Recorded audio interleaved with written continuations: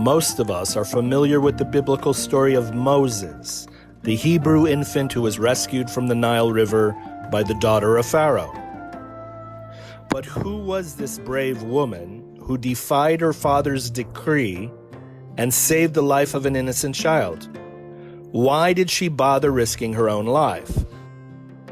What was she doing down by the Nile River anyways? A royal princess ought to have a proper bath at home. Shalom everybody and welcome back to Old Soul Torah. This week our focus is on a very noble, lofty, special, dear soul who in the written text is called Pharaoh, the daughter of Pharaoh. But outside of the written text, in the oral tradition, there is some very interesting information on daughter of Pharaoh. First and foremost, she has a real name, and that's a name that God himself gave her, and it's a name Batya, which literally means Bat, daughter, of Yah, of God. She is called the daughter of God, and this is the name that God chose for her. And the Midrash says, why did God call her Batya? It's because just as she took in the infant son Moses and raised him as her own son, thus Hashem Yitbarach, Supreme Creator, raised Batya as if she was his own daughter.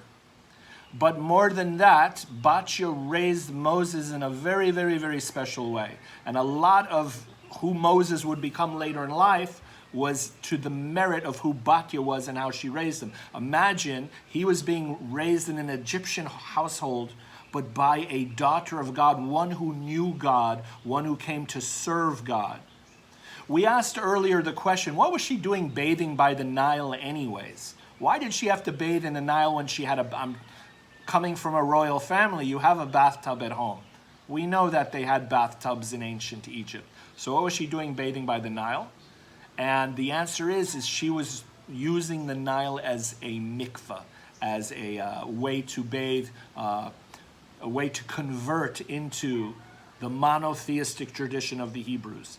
And she was doing it upon her own will. No one influenced her. She came to understand the one God on her own.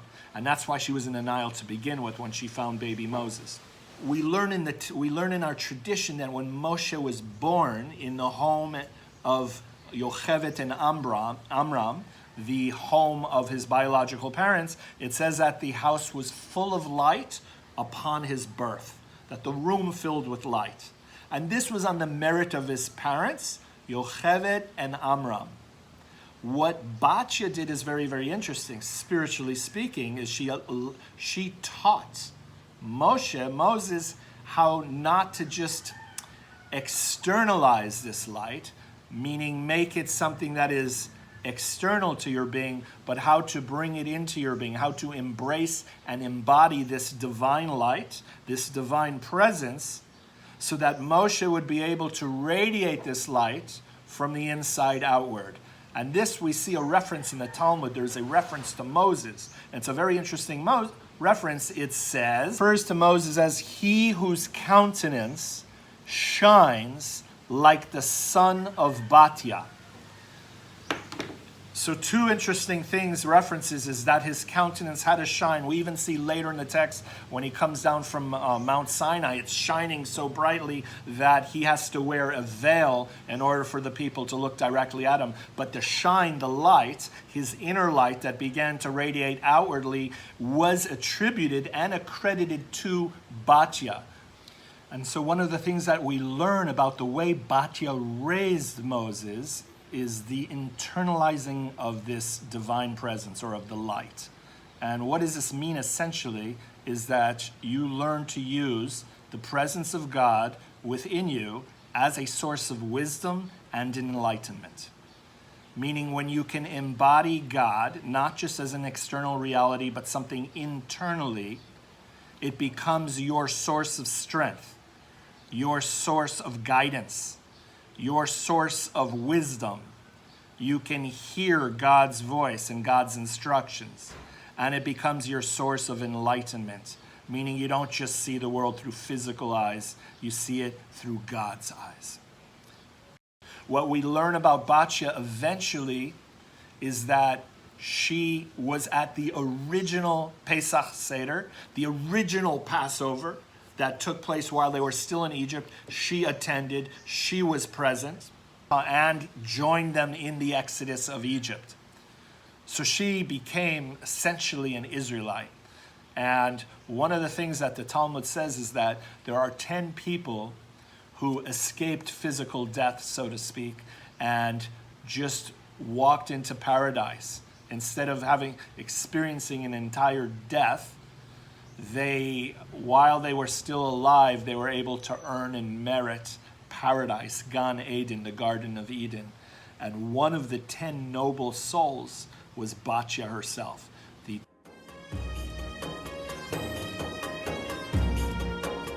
What did we learn from her? What did we inherit from her? And it's something really important, and it's kindness and compassion. Right? When she saw the baby, the verse says when she saw the baby and it was crying, she felt pity, she felt kindness, she felt compassion. She would not allow that infant to die. She felt responsible for that infant. Very, very, very interesting, because right after, next verse is Moses grew up and he went out and he saw the suffering of the slaves. And that's when he saw an abusive Egyptian taskmaster, and he basically killed the Egyptian in order to, out of compassion for the Hebrew slave. And remember, at that time, Moses did not know that he himself was a Hebrew. He did it out of compassion. Where did he inherit this compassion, this kindness? It's from Batya, right? And then he had to go on the run, and he saw the daughters of Jethro, of Yitro, being harassed by some local shepherds. It could have been sexual harassment, or it could have been an attempted kidnapping, but he did the right thing and he defended them.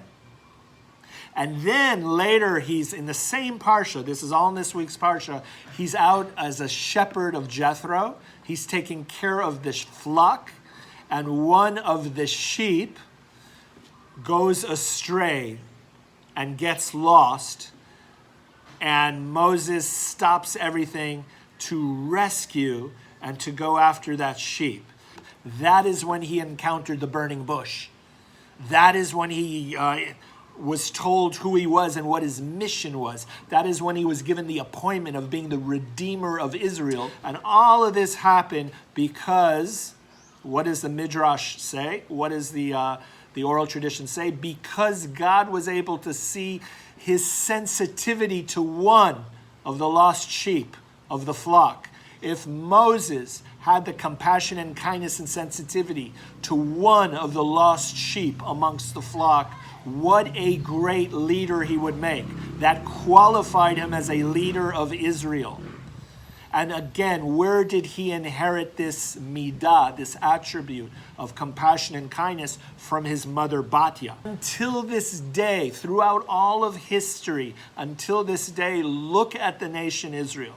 Look at what happens when one member is in trouble, in need, anywhere on the planet, is a hostage, is kidnapped. It's the nation of Israel feels as one giant family responsible for the redemption of that captive. Okay, that's the Rambam, the Maimonides says the highest mitzvah of the entire Torah is to redeem a kidnapped or a Jew that becomes a hostage. Okay, it means literally and figuratively, if we become a hostage to an alien culture, to alien ideas, to spiritually incorrect ideas, whatever it is, it's saving the life. It's feeling responsible for one another. We see this throughout history. And where did we get this idea that we're responsible for even one lost member of the flock? From Moses. Where did he get it from? From Batya. And now you know why so much righteousness is attributed to her.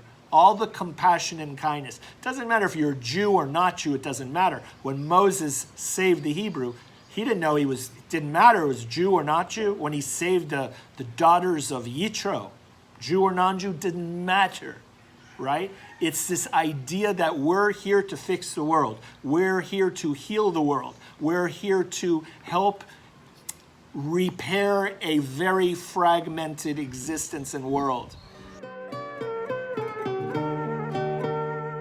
We're not responsible for fixing the entire world. We're not responsible for the entire planet, but we are responsible for our corner of the planet. The place you find yourself here, right now, today, that is your area where you can make a difference and have an impact and create for yourself a legacy in heaven. Okay, you may or may not be a known person, a public person here in this world, but you create a legacy, you create a name for yourself in heaven.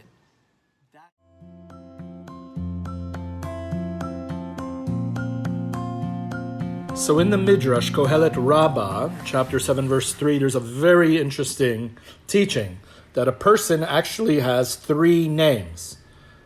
The first one is one that he is called by his father and mother upon birth.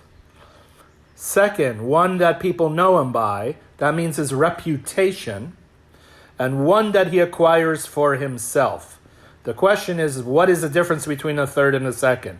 The second is a reputation. The third is he acquires for himself. It doesn't make any sense. It sounds like they're repeating. So, if you look in the Hebrew, there is clarity.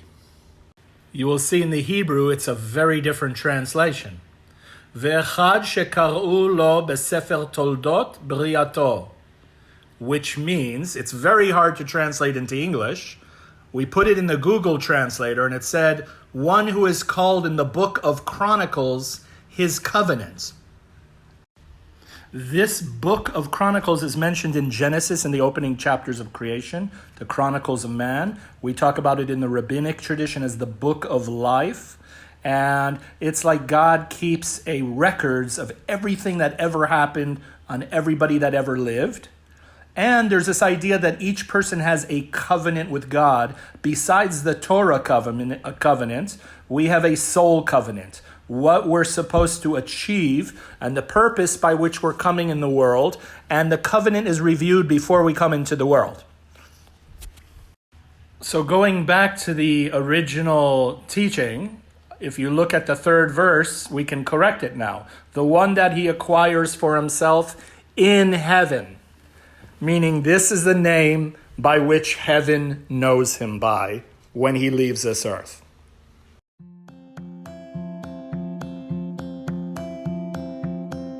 So one of the things that's important to remember when you're studying the Torah is that the names of the people and the names of the places may not be their actual names in real life. Instead, they are the names by which heaven knows them by. Okay? So now it may or may not be the same names, but in certain cases, these are the names that heaven wants to remember them by in the book of Chronicles of the covenant. Correct? So, in the Midrash, it says that Moses, actually had 10 different names, but when God reviewed all the names, he said the heavenly name that will remain, meaning the eternal name by which we're going to know the soul of Moses, is the name by which his Egyptian mother gave him. That shows you how precious the soul of Batya was.